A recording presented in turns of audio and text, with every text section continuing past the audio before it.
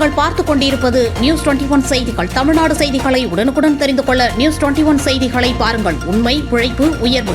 ஐயர்மலை ரத்னகிரீஸ்வரர் கோவிலில் பாலாலய விழா.